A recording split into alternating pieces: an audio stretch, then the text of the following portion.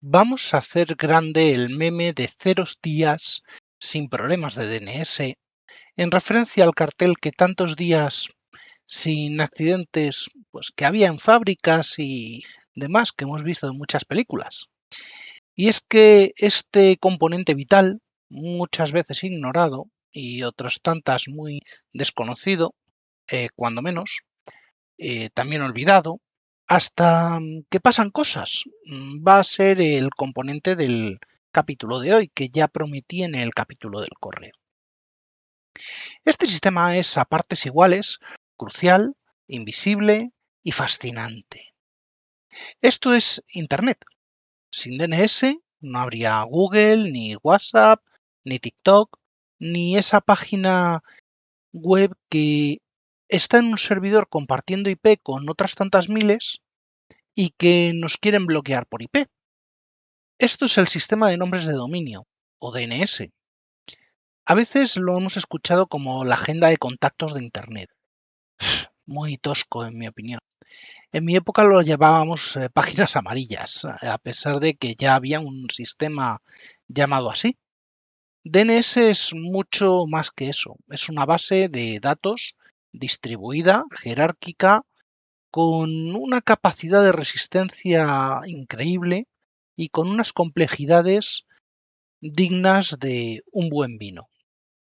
Hoy vamos a deconstruirla, ver sus límites y llegar a lo que nos deje y más allá.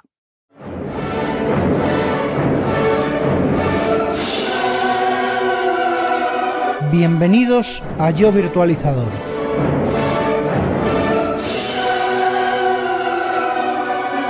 Tu podcast de referencia del mundo de la tecnología y de la virtualización.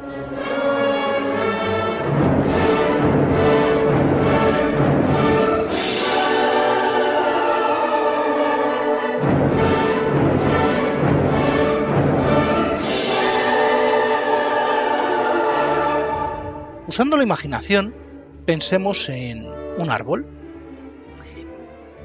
Yggdrasil, por ejemplo, pero invertido. Las raíces son menos vistosas, pero también podría ser, y sería mejor, como ejemplo, pero es que vemos más árboles que raíces. La raíz está arriba, ¿vale? Esto es un árbol invertido. Y las ramas se extienden hacia abajo. Así es el DNS. Su misión es simple de enunciar y brutalmente compleja de ejecutar. Traducir nombres de dominio legibles para humanos, como www.virtualizador.com, en direcciones IP que las máquinas entiendan, o 192.0.2.41. Pero, ¿por qué es una arquitectura distribuida y jerárquica? Por una razón muy simple, la escalabilidad. Una sola base de datos centralizada para todo Internet sería un cuello de botella imposible y un punto de fallo único catastrófico. Así que delegamos. La arquitectura se divide en 3 capas principales, aunque según quién se lo contemos o quién nos lo cuente, podemos escuchar hasta 4 capas. Pero antes de explicar las capas, hace falta saber quién es quién. Lo primero, tenemos los root servers, los servidores raíz. Y estos los proporcionan los RIR en cada región. ¿Vale? Son los Regional Internet Register y todos, bueno, pues cada uno tiene una parte. ICANN, que es quien administra nombres y direcciones, tiene delegado a los RIR todas las asignaciones de IP del mundo en 5 regiones. RIPE, ¿vale? RIPE NCC, concretamente, APNIC, ARIN, LACNIC y AFRINIC. La sexta región, ¿vale? No existe realmente, es NRO, No existe porque no es estrictamente una región. Es más bien un organismo de coordinación para resolver problemas entre registros y para administrar algunos rangos de distanciamiento especiales. Cada RIR tiene delegada la operación de una serie de servidores raíz en su ámbito, que distribuye en puntos estratégicos múltiples copias que a su vez serán operadas por organizaciones externas, servicios gubernamentales, universidades o empresas que de hecho son las asignatarias de dichas direcciones y quienes ponen el hierro y la operación. Y las copias las operarán también diversos LIR. Un RIR es el regional a nivel mundial y un LIR es el local, que es un nivel inferior. Los servidores se denominan root server y van desde la A hasta la M. Son muchas letras, pero solo son 13 direcciones IPv4, 13 direcciones IPv6. Por zonas tenemos 2 en RIPE, 1 en APNIC, 9 en ARIN y 1 en LACNIC. Todo esto, si mis fuentes no me fallan en este momento, porque esta información viene de la renumeración de servidores root de 2023, cuando LACNIC obtuvo su primero de un servidor cedido por ARIN. Lo cierto, absolutamente todos estos servidores tienen direcciones concretas de tipo Anycast y mirrors, servidores espejo, en múltiples localizaciones. Y conozco 2 de esas localizaciones. He estado acariciando esos servidores.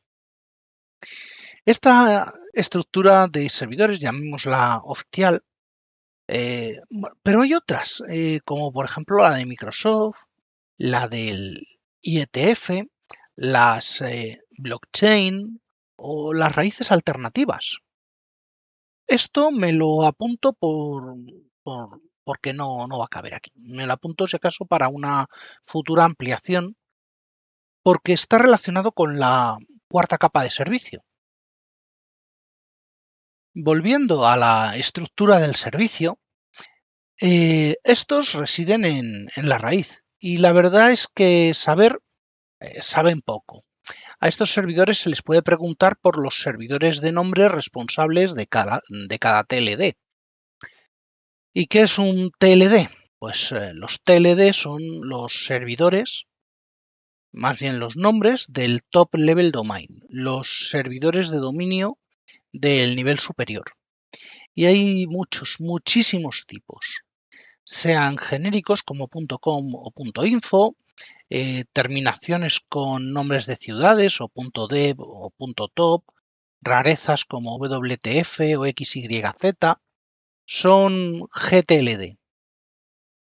Y tienen esta categoría también algún restringido como .biz o .name. Son también los geográficos por cada país, continente o ciudad, salvo que estén en GTLD. Y alguna cosa específica, estos son los CCTLD. Y luego algunos que no tienen cabida dentro de los genéricos por restricciones o requisitos, que son los STLD, los patrocinados para grupos específicos. Originalmente los .mil o .edu eran GTLD y ahora son de este tipo, por los requisitos para su obtención. No existen, bueno, a ver, sí existen, pero no van por esta vía. Los .lab o .local, por ejemplo, que son del subgrupo de tipo test. Están para documentación, para ejemplo, y aunque yo use el mío aquí para los ejemplos, pues debería usar de esto. Estos serían más bien de, cuando he dicho antes que hay una estructura alternativa que son los dominios del IETF, bueno, pues estos estarían bajo su paraguas.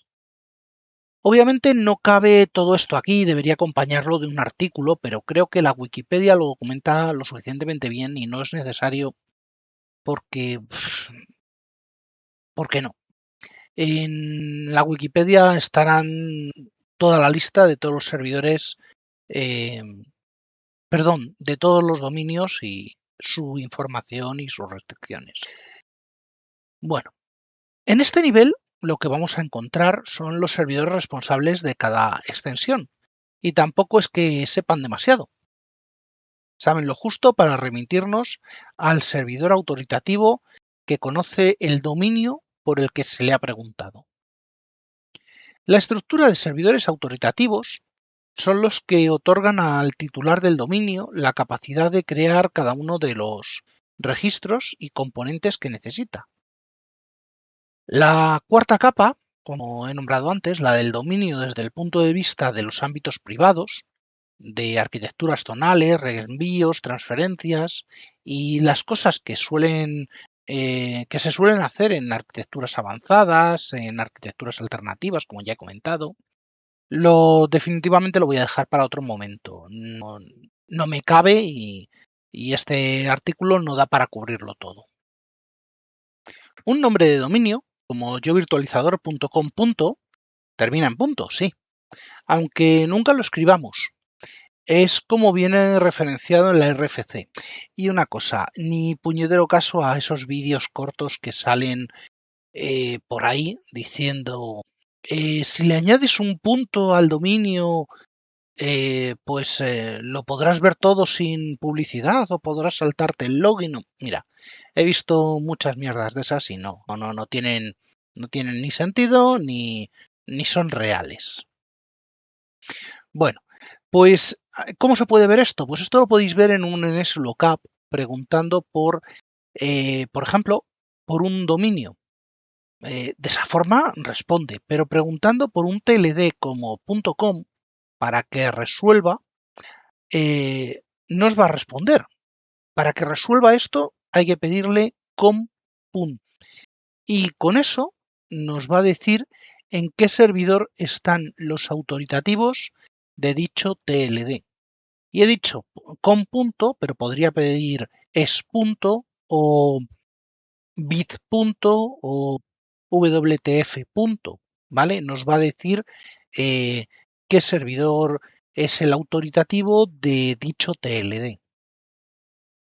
La estructura es un compendio de responsabilidades delegadas. Así que si el dominio será yovirtualizador.com, donde los servidores raíz resuelven la zona com, indicando quién tiene los servidores autoritativos de la zona, que sabrá quién es el registro responsable de la zona yovirtualizador y quién nos va a proporcionar los servidores de nombres que contienen la zona de yovirtualizador, como 3W, mail, samquejo, es decir, los subdominios. Aquí el papel del registrador es el que entra en escena, puesto que el RIR PNCC en este caso, sabe quién ha registrado, quién ha firmado la titularidad de un dominio y es quien inscribe los servidores de zona en la zona. Ese nivel, el nivel de registro, lo gestionan los LIR, los Local Internet Registry, y serán los que tengan los datos referentes al registro del dominio. En este caso, el registrador Tecnocrática inscribe los servidores de nombres en este caso coinciden con propios NS, pero no tiene por qué, porque podríamos poner otro proveedor o usar mi propio servidor o podríamos poner a Cloudflare, en fin, se pueden hacer muchas cosas. Y esos servidores serán también servidores de DNS. Un cliente pregunta, ¿vale? Vamos a hacer una dinámica, una operación completa. ¿Vale? Un cliente pregunta a su servidor configurado, ¿vale? Incluso su propio router, por un nombre específico. El servidor no lo sabe o ha caducado la información que tiene sobre el TLD. Y pregunta al root server más cercano en función de su distancia y tiempo, desde el A al M, y el servidor, ¿vale? El servidor del cliente obtiene una respuesta y ya sabe cuál es el TLD. Ahora pregunta al servidor del RIR por el LIR que ha registrado el dominio. Bueno, a ver, vamos por partes. Esto no es exactamente así, ¿vale? Necesito que se entienda. Es un poquito diferente, un poquito más complejo, pero necesito que se entienda. Vale, estábamos en el LIR que ha registrado el dominio. Vale, el servidor del LIR responde con los servidores de nombre que contienen la zona del dominio. Es decir, los name server donde está configurado yovirtualizador.com, por ejemplo. Ahora, el servidor que da servicio al cliente, o sea, su router, puede resolver los contenidos de los registros del dominio solicitado. El cliente ahora puede preguntar a su servidor por el subdominio 3W y como su servidor sabe cuál es la zona DNS, los DNS, los autoritativos del dominio y toda la cadena, puede resolver 3W con una simple llamada al servidor que nos ha informado el LIR. Y todo esto en milisegundos, con intermediarios que son bastante tontos, como los complementos de resolución de dominios de los routers de operadora, que son poco más que un reenviador, o un cliente de DNS de Windows o Linux. También hay cosas más complejas como los servidores de caché y los recursivos de DNS y más, pero bueno. Lo he dicho antes, definirlo es simple, pero explicarlo es un poco más complicado. Para hacerlo simple, la acción que he explicado es preguntar. La acción es resolver. Pero, ¿qué preguntas concretas se pueden hacer en este punto? Pues cada una tiene un tipo de registro DNS. Vamos a ver, los DNS clásicos, los más importantes, serían el registro A de address, de dirección. Es el más básico. Traduce un nombre de dominio a una dirección de tipo IPv4, por ejemplo, yovirtualizador.com a 192.0.2.1. Cuádruple A, el quad A. Bueno, pues esto es lo mismo, pero para direcciones IPv6. Yovirtualizador.com se traduce a 2001 2.db8 2.2.1. Ya está. Vale. Y ahora ya vamos con fiestas. CNAME. Estos son los canonical name, los nombres canónicos. Estos no apuntan a una IP, sino a otro nombre de dominio. Es muy útil, por ejemplo, www.yovirtualizador.com podría ser un CNAME a yovirtualizador.com. Cuidado, aquí, ¿vale? Un CNAME no puede coexistir con otros registros, excepto DNSSEC, y nunca, jamás se debe utilizar en el apex de un dominio, ¿vale? En el dominio desnudo. Por razones obvias. Los NS, ¿vale? Son los name server. Indica que servidores son autoritativos para un dominio. Esta es donde reside la clave de la delegación, ¿vale? Cuando entramos en la estructura recursiva, estos name server son los name server que tenemos informados a nuestro RIR para resolver nuestra zona local.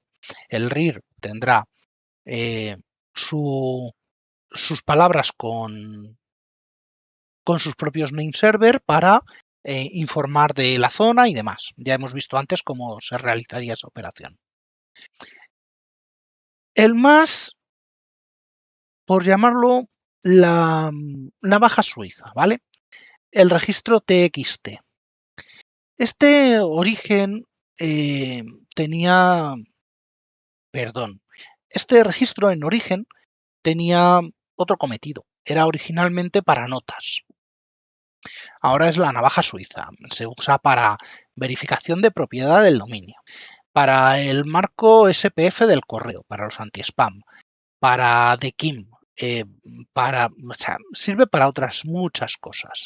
Pero sirve pues como para jugar a enviar mensajes o autorizar y denegar servicios y accesos o identidades junto a los registros SRV. De hecho, hay juegos en los que preguntando a un name server por un registro TXT en concreto, tienes un mensaje como para seguir el captura de la bandera o el juego que, en fin, para cositas, para hacer cositas. Es muy, muy entretenido. Bueno, registros SRV. Estos registros permiten localizar servicios específicos, no solo máquinas. Define un puerto y un protocolo. Vamos a ver, es fundamental. No, yo no diría que es fundamental, pero sí ahorra trabajo. Para voz IP, para el EDAP, por ejemplo. Un ejemplo sería mi centralita. _SIP, _TCP, yo virtualizador.com. Este SRV estaría apuntando a la máquina SIPserver.yovirtualizador.com, mi centralita, en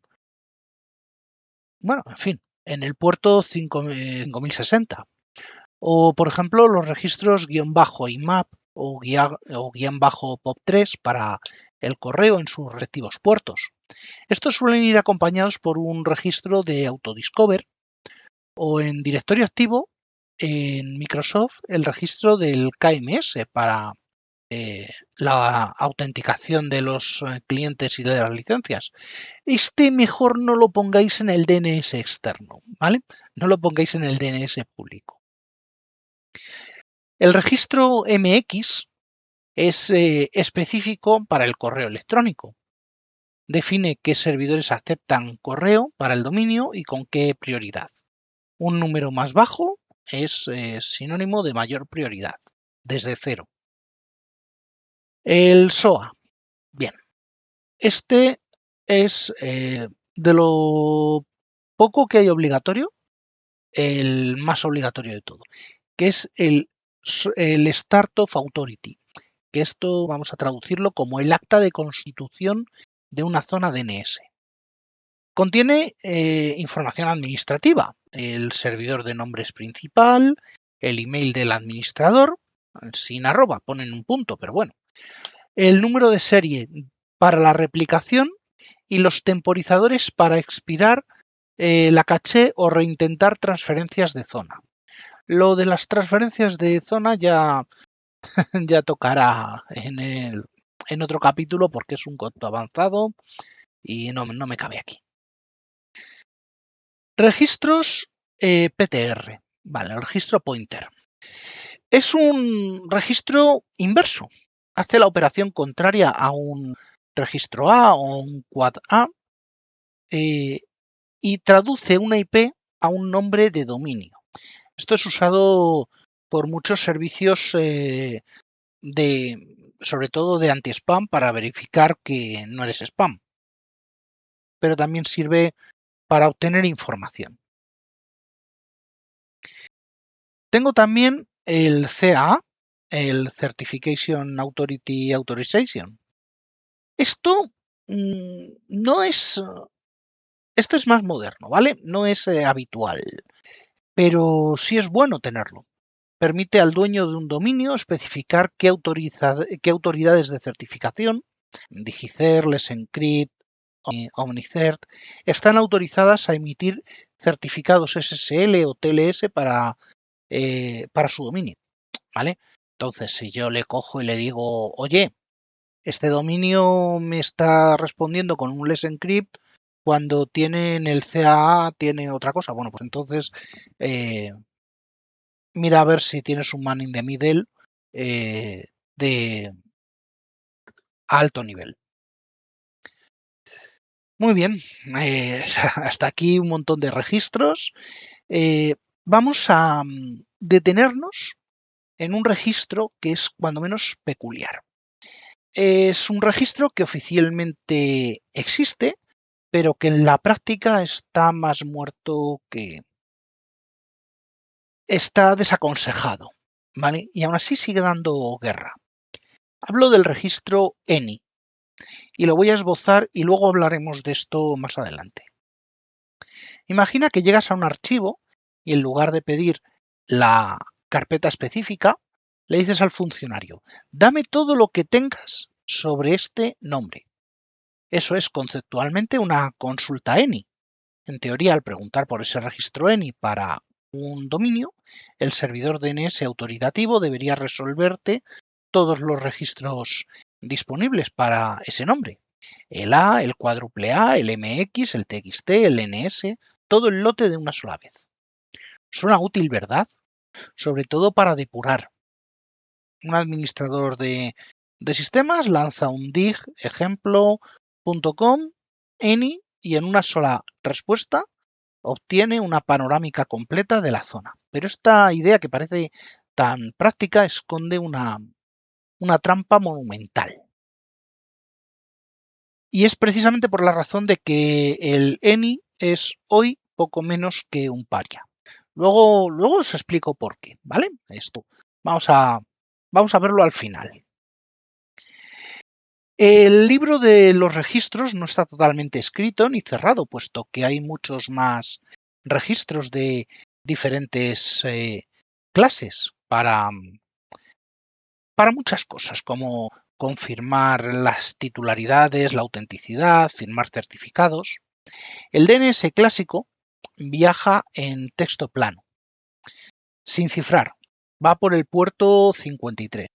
Cualquiera en el camino, sea tu operador, un hacker, en una wifi pública, puede ver cada web que visitas. Para solucionarlo, no nació el HTTPS, ¿vale? Nació el DNS cifrado. Y aquí tenemos las alternativas, que son DOT, que es DNS over TLS. Básicamente metemos el tráfico DNS cifrado dentro de un túnel TLS, el mismo sistema que utiliza HTTPS, y usa un puerto exclusivo, que es el 853.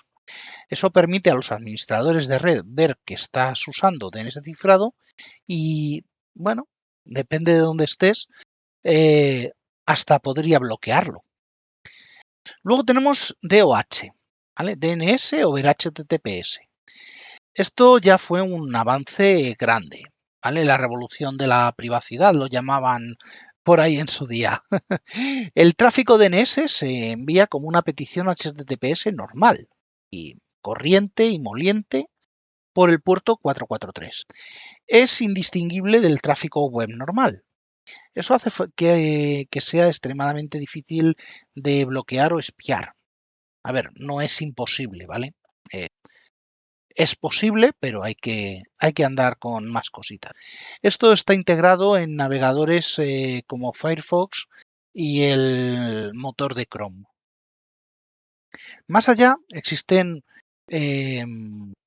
cosas como DNSCrypt, que es un protocolo anterior que también cifra, y las ODOH,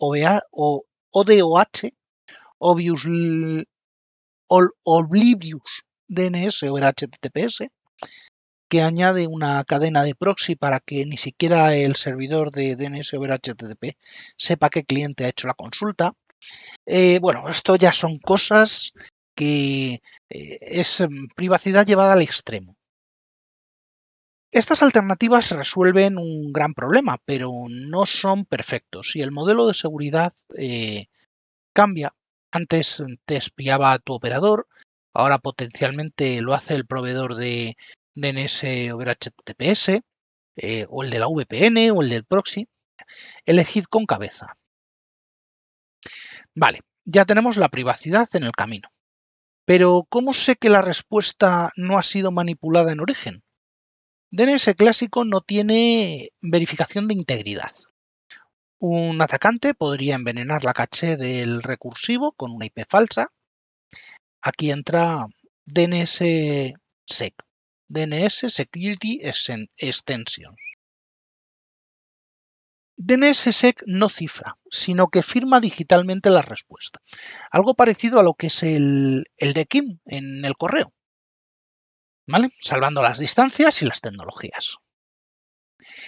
DNSSEC crea una cadena de confianza desde la raíz hasta el dominio final. Si la firma es válida, la respuesta es íntegra. Si no, se descarta. Para ello, introduce nuevos registros, como RRSIG, que es el Resource Record Signature, que contiene la firma criptográfica de un conjunto de registros. Básicamente es la prueba de que el dueño de la zona autorizó esos datos. El DNS Key, que es el DNS Public Key, que es la llave pública de la zona, que es usada para verificar las firmas de RSIG. El DS, que es el Delegation Signer, que es el eslabón de la cadena de confianza. Unazonapadre.com publica un resumen, un hash de la llave pública del DNS key de la zona hija, por ejemplo. Así es como se valida la delegación. Aparte tenemos NSEC o NSEC3, que es el Next Secure. Sirven para probar la no existencia de un dominio o registro. En DNS clásico, si preguntas por un nombre que no existe, recibes un NX domain vacío. Con DNSSEC, un atacante podría falsificar esa respuesta. NSEC o NSEC3 permiten responder este nombre no existe y está firmado. Y NSEC3 además ofusca para evitar el zone walking, el mapeo de toda una zona, lo que hace el registro ENI. Bueno, oye, y ya que me meto esto, vámonos al reverso tenebroso. Todo sistema potente puede ser usado como arma. Y el DNS, tristemente, es una de las favoritas de los ataques de denegación de servicio distribuido. Aquí hay un DDoS muy conocido, que es el ataque de amplificación de DNS. Voy a explicar dos. La idea es brutalmente simple. Pides poco, pero generas una avalancha. Un atacante suplanta la IP de la víctima y envía pequeñas consultas DNS a servidores recursivos abiertos en Internet. Pero aquí está el truco. Elige consultas con una respuesta muy grande. Por ejemplo, pide el registro ENI de un dominio grande. La consulta puede pesar nada, 60 bytes, pero la respuesta con docenas de registros puede pesar 3K, 256K. ¿Veis el tema de la amplificación? Aquí la indeterminación juega en contra de la seguridad. Cuando tú haces una consulta A, el servidor sabe exactamente qué devolverte. Pero con ENI la pregunta es ¿qué significa todos? ¿Incluye registros como RSIG y NSEC de DNSSEC? ¿Incluye registros internos que no deberían salir de mi red? La especificación original es deliberadamente vaga. Esto llevó a que diferentes implementaciones de servidores hicieran las cosas distintas. Un caos organizativo para la interoperabilidad. Aquí viene el quid de la cuestión y por qué los recursivos modernos odian el ENI. Vamos a ver, ENI no es un tipo de registro real, ya lo he explicado arriba, es un metaregistro, es un metatipo. Un servidor autoritativo no almacena un registro ENI en su base de datos. Cuando le llega una petición, una query de tipo ENI, la procesa, busca en sus tripas todos los registros que tiene para ese nombre, los empaqueta y los manda. Pero, ¿qué pasa si un servidor recursivo recibe una respuesta ENI y quiere cachear la respuesta? Pues se encuentra con un problema gordísimo, que no puede cachear todo de forma atómica. Si cachea la respuesta, está mezclando registros con diferentes TTL, diferentes tiempos en un solo paquete conceptual. Además, si el autoritativo no tenía, por ejemplo, el registro MX en caché en ese instante, el recursivo cachearía una respuesta ENI incompleta. La siguiente consulta específica por el MX podría ser respondida erróneamente desde esa caché, que está corrupta, está envenenada, y es una receta perfecta para el envenenamiento involuntario de la red. Resultado, pues el servidor DNS, sin saberlo, le envía a la víctima una respuesta 50 o 100 veces más grande, a veces más, que la petición original. Si el atacante coordina miles de esas peticiones, el ancho de banda de la víctima, de los name servers de la víctima, se satura y cae offline. La mitigación incluye restringir los recursivos abiertos, limitar la tasa de respuesta, el RRL, y por supuesto, validar que la IP de origen de una petición no esté suplantada. DNSSEC irónicamente hace que las respuestas sean más grandes, agravando un poquito este vector de ataque si no se maneja con cuidado. Pero he dicho dos. ¿Y dónde está el arma de destrucción masiva? La amplificación extrema. Vale. El problema de la caché era técnico. El problema de seguridad que arrastra es devastador. El pseudo-registro ANI es la joya de la corona para un ataque de amplificación. Volvemos a nuestro atacante que suplanta la IP de la víctima. Su objetivo es encontrar la máxima tasa de amplificación posible, el menor tamaño de consulta para la mayor respuesta. Una consulta del atacante, dame el ENI de dominiogrande.com. El tamaño del paquete serán unos 60 a 80 bytes. La respuesta del autoritativo, si el dominio está bien armado, con varios registros A, AAA, MX, TXT largos como los SPF, los NS, si tiene implementado DNSSEC con sus firmas de RRSIG y cadenas DNSSEC, la respuesta puede ser tranquilamente de 4.000, 5.000 bytes a 250K en una sola consulta, ya lo he contado. Pues andamos en umbrales que van de 60-80%, perdón, de 60 por a 80 por a 400 por a 2000 por. Hace el cálculo. Sin necesidad de trucos complejos. Esto es el sueño húmedo de un atacante de negación de servicio. Por eso, los servidores DNS autoritativos hoy en día, los grandes proveedores y los operadores de red, hace tiempo que tomaron medidas drásticas. Todo esto que estoy contando aún puede pasar, pero ya es considerado legacy. La solución de la pesadilla de ENI fue una actualización del protocolo, el RFC 8482 de 2019. Este RFC básicamente sentenció: devuelve lo mínimo. La nueva política estándar para un servidor autoritativo al recibir una consulta ENI es no vaciar la base de datos, sino devolver un subconjunto mínimo y controlado o incluso redirigir al solicitante. De hecho, el otro día probando me encuentro con un servidor que me saca un dedo, me devuelve en la consulta ENI, me devuelve 8482, como indicándome a dónde vas, pero bueno. Lo típico es que un servidor moderno responda a una consulta ENI con solo unos pocos registros, normalmente los que están en la cima de la zona, como el NS, el SOA, quizás un par de A o AAA y sus correspondientes firmas de RRSIG, si es que DNS está activo.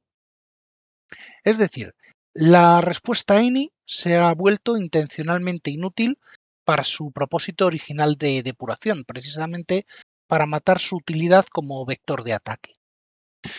Bueno, y todo esto, ¿y yo qué? Bueno, pues la ironía máxima es que como administrador yo necesito saber qué está publicando tu dominio. Pero yo ya no puedo usar ENI, que es la herramienta de depuración universal que ha muerto. Ahora, para hacer lo que antes hacía con un solo comando, tengo que lanzar una batería de consultas individuales. Dig a yovirtualizador.com como A, dig a yovirtualizador.com como AAA, dig mx yovirtualizador.com para ver el correo, dig txt yovirtualizador.com para los SPF. Esto es más tedioso, sí, pero es una pequeña carga de trabajo extra que asumimos. Pues lo asumimos todos a cambio de tapar un agujero de seguridad del tamaño de un camión. El registro ANI es, por tanto, un fantasma, una pieza de protocolo que pervive en los manuales, pero que en la práctica ha sido neutralizada, borrada del mapa operativo de Internet por el bien común. Un excelente ejemplo de cómo la seguridad obliga a veces a mutilar funcionalidades que nacieron con la mejor de las intenciones. Pero bueno, no todo van a ser cosas técnicas o altamente sofisticadas en los ataques. También un loser disfrazado de administrador puede liarla. Puede liarla mucho, como un caso reciente que me he encontrado. El correo, como ya expliqué, utiliza registros TXT y el registro del SPF puede incluir información propia o información procedente de otros registros. El caso es que este usuario tenía, en las zonas publicadas de sus name servers, un registro que vamos a llamar spf.ejemplo.com y otro llamado spf.ejemplo.es. Hasta ahí todo bien. Un usuario con 2 dominios, con correo en ambos dominios, en fin. Cada uno de los registros contiene a su vez la lista en el SPF, la lista de los servidores de cada TLD y incluye un registro SPF del dominio con su otro TLD. Aquí es donde empiezan los problemas, porque el registro raíz de cada dominio añade como SPF su propio TXT, donde pone la política y los servidores autorizados a enviar. Por si no veis la aliada, es spf.ejemplo.com incluye los del lado del .com. spf.ejemplo.es incluye los del .e. Y el registro TXT de autorización de envío incluye los propios más los del remoto. Y claro, pues eso, que el registro empieza a añadir de cada uno lo que contiene a sí mismo y la lista del dominio que ha llamado, que a su vez contiene una llamada a incorporar el contenido del registro SPF del dominio actual, que a su vez contiene una llamada al registro. Bueno, esto genera un bucle con cómico resultado, puesto que en vez de, esta vez en vez de ponerse a hacer barbaridades, el servidor responde que lo que hace, amplifica. Quien sufre las consecuencias de la amplificación del bucle no es el cliente ni los DNS, sino que son los servidores SMTP frontera y los agentes de anti-spam los que reciben registros tan enormes que o no pueden manejar o llegan tarde con TTL con caché expirada o llegan con efectos de caché envenenada y por tanto son susceptibles a secuestro y otras acciones no deseadas. Esto no es un problema técnico, es un problema generado por desconocimiento de la estructura y una arquitectura diseñada de una forma un tanto irregular. Lo he podido reproducir en maqueta y si bien no tiene un impacto grande, esa misma configuración en grande puede ser un foco de problemas serios. Bueno, después de esto yo creo que ya está bien. Dejamos por aquí el viaje desde la raíz más alta hasta las profundidades de la seguridad del DNS. Hemos visto cómo una simple petición desencadena toda la coreografía en milisegundos, cómo el sistema ha evolucionado para proteger privacidad, cómo con DOH, DOT, cómo DNSSEC pone algo de seguridad a las autoridades, pero como veis, cada solución trae nuevos desafíos. Por ejemplo, el rotado de las claves de DNSSEC, por ejemplo. Son cosas que pasan, hay que hacerlo con cabeza. El DNS es el esqueleto silencioso que sostiene la web que conoces. Ahora, cada vez que abres el navegador, espero que aprecies el milagro de ingeniería que ocurre en milisegundos bajo tus dedos. Esas aplicaciones que no se abrirían de otra manera. Vale. Gracias por escuchar. Nos vemos en el próximo capítulo. Y hasta aquí el capítulo de hoy de Yo Virtualizador, podcast asociado a la red de sospechosos habituales.